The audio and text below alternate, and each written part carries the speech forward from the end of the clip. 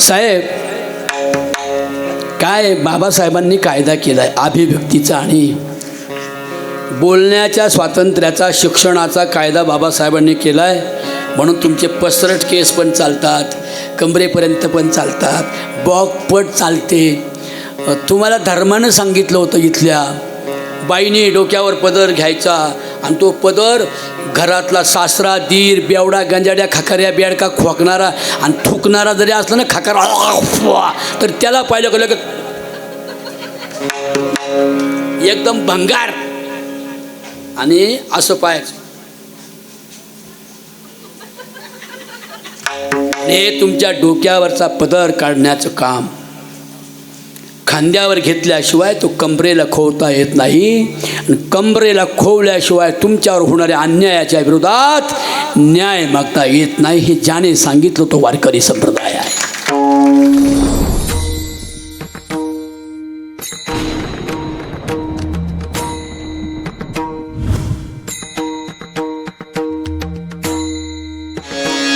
याच्यासाठी केला होता अट्टहास.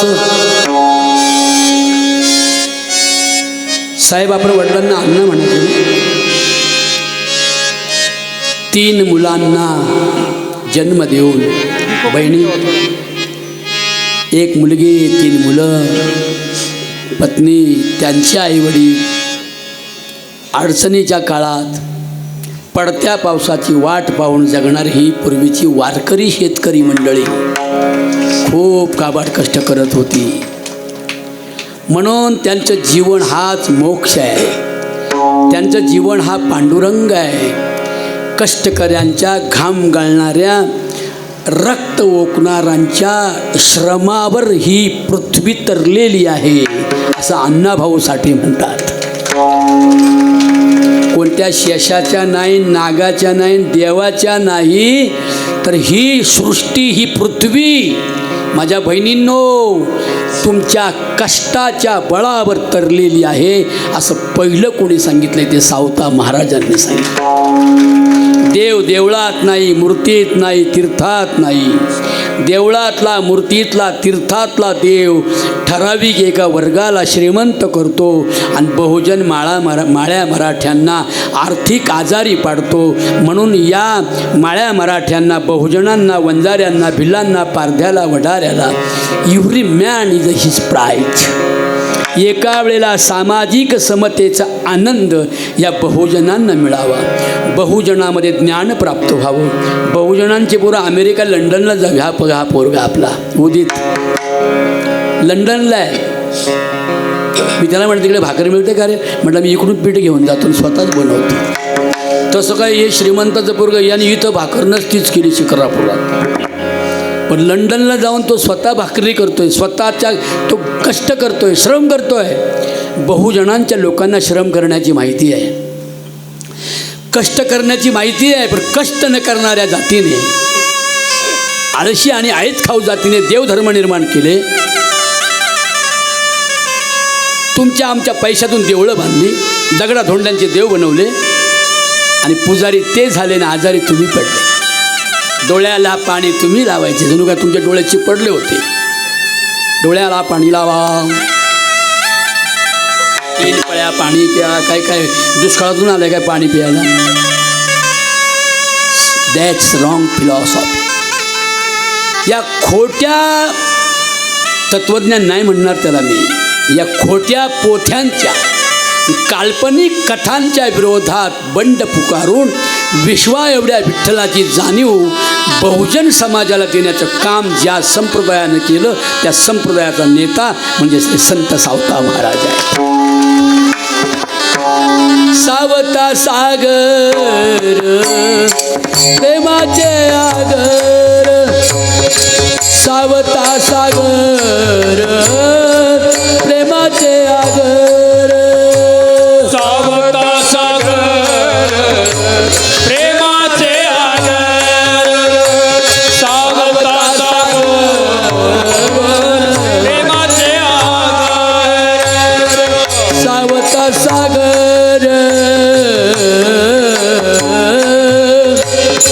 प्रेमाचे आगर,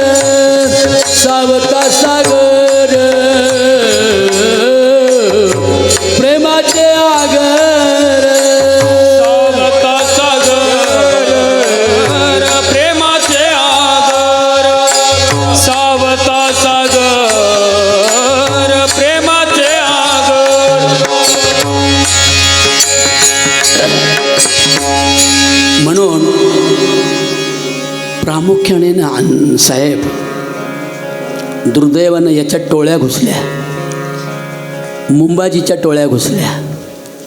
वारकरी पोशाख घालून आता सध्या पण तेव्हाही पण मुंबाजी घुसले. संत गेल्यावर चपाती चोर घुसले. त्यांनी पोथ्या बदलल्या, ग्रंथ बदलले, घुसखोरी केली. प्रत्येक ग्रंथामध्ये त्यांच्या फायद्याचं लिहिण्याचा प्रयत्न केला ना आमच्या नुकसानीचं. साहेब, काय बाबासाहेबांनी कायदा केला आहे अभिव्यक्तीचा आणि बोलण्याच्या स्वातंत्र्याचा, शिक्षणाचा कायदा बाबासाहेबांनी केला आहे. म्हणून तुमचे पसरट केस पण चालतात, कमरेपर्यंत पण चालतात, बॉकपट चालते.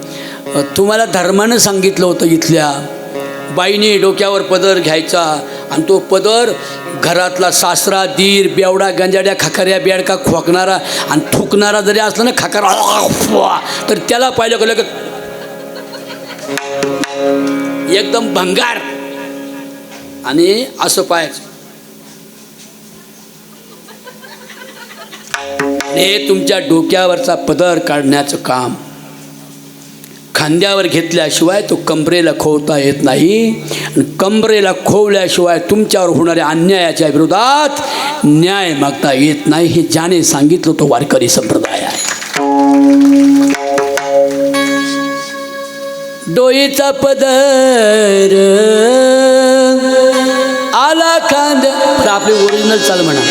डोईचा पदर आला खांद्यावरी, डोईचा पदर आला खांद्यावरी, डोईचा पदर आला खांद्यावरी, डोईचा पदर आला खांद्यावरी, भरल्या बाजारी डोईचा पदर खांद्यावर भरल्या बाजारी जाईन मी, डोईचा पदर आला खांद्यावरी, डोईचा पदर आला खांद्यावरी, भरल्या बाजारी जाईन मी, भरल्या बाजारी जाईन मी, डोईचा पदर आला खांद्यावरी, डोईचा पदर आला खांद्यावरी.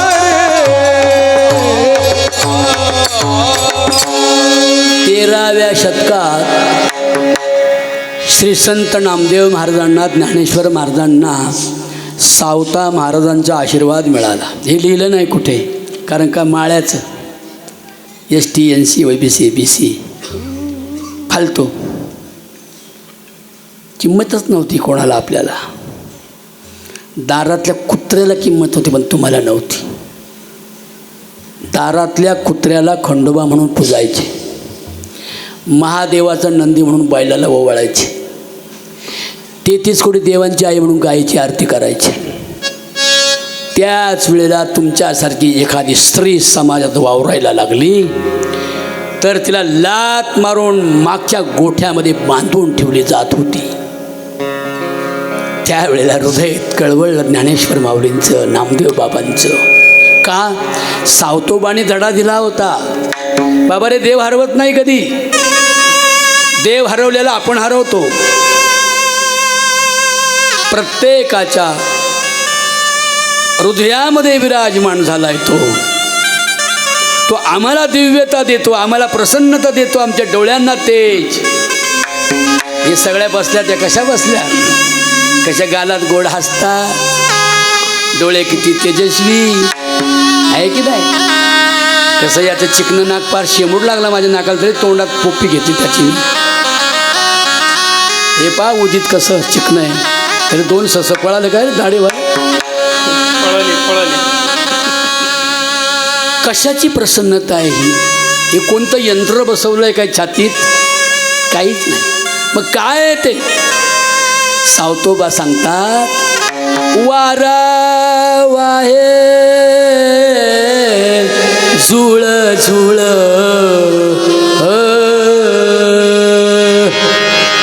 वारा वाय झुळ झुळ, वारा वाय झुळ झुळ, वारा वाय झुळ झुळ,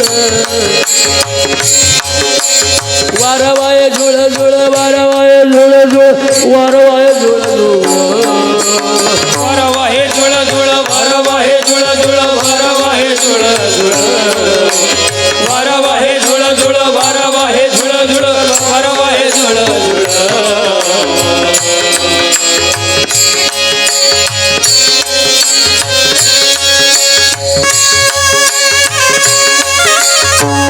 वाव आपल्या वडिलांच्या स्मरणार्थ किती शोभा आणली तुम्ही वारकरी संप्रदायाची आपल्या अंगणामध्ये पंढरपूर वसवलं आरण भेंडी आली आपल्या गावात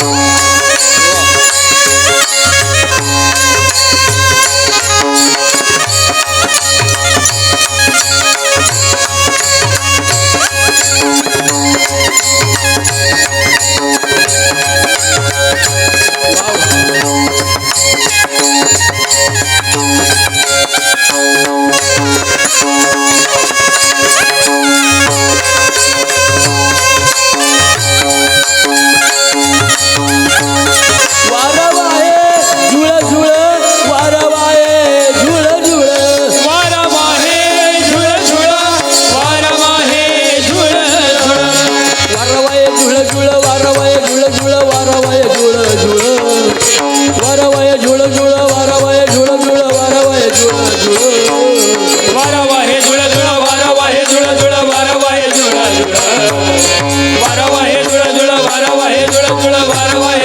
वारवाहे झुळ झुळ वारवाये झुळ झुळ वारवाये झुळ झुळ वारवाहे झुळ झुळ वारवाहे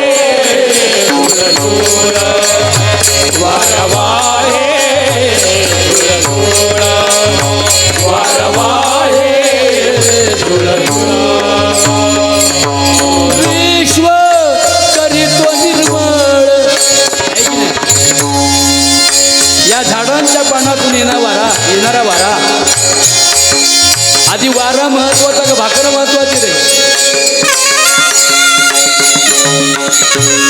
आपल्या जगण्यासाठी आधी वारा महत्वाचा का भाकर महत्वाचं मग कोण बाई म्हणली भाकर मग ठेवते ना आपल्या पायाजवळ बांधून आवशे अगं पायाजवळ भात बांधलाय ग सुरद्या